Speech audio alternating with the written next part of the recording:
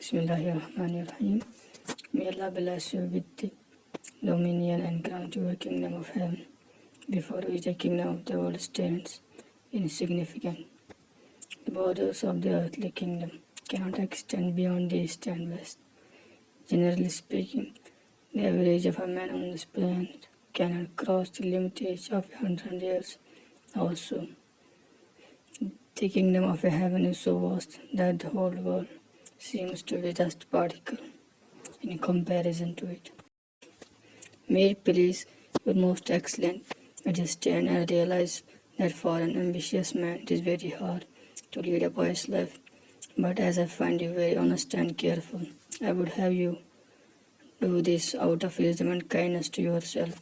Our holy prophet, present peace be upon him, said, as they spent administering justice by a monarch who fears Allah in equal to 60 years spent by a pious man in devotion and prayers. If you would ponder over the nature of this world, it would appear dreadfully contemptible.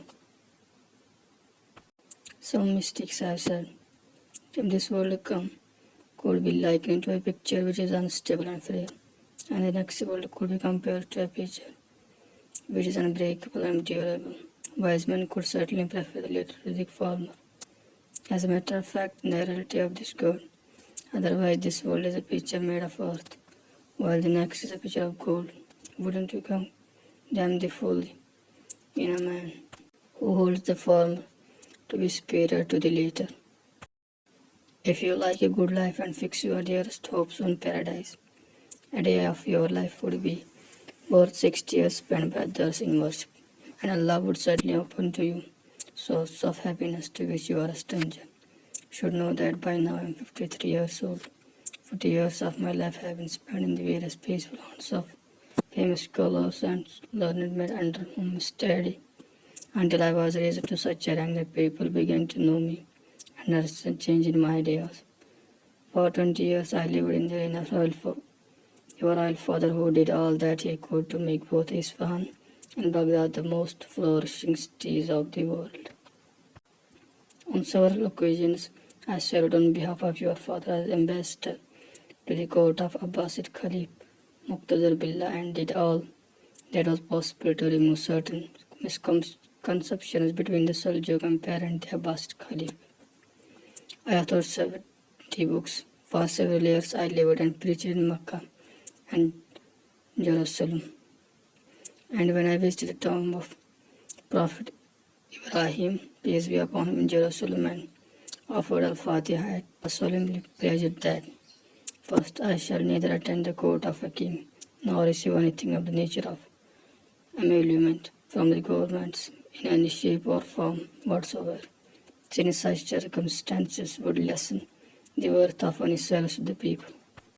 Second, I will not entangle myself in anything that provokes religious controversy. For the last 12 years I have been solemnly faithful to the pledge I made at the tomb of Hazrat Ibrahim. Now I had received an urgent message from your Majesty asking me to attend your court in compliance with your orders. Therefore I have journeyed to Mashhad Radha and rode to the capital. But as an afterthought and in the view of aforesaid religious pledge to which I have bound myself, I made up to my mind to cancel the proposed visit. I beseech your Majesty to consider the right I have in fulfilling a religious pledge, and that I may not suffer just because of my honesty.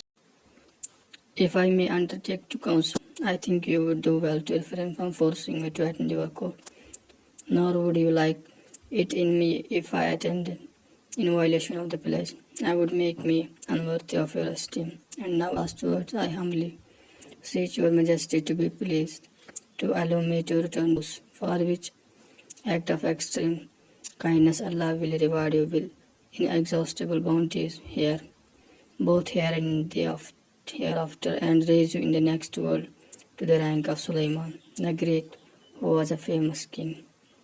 Al-Ghazali. Thank you.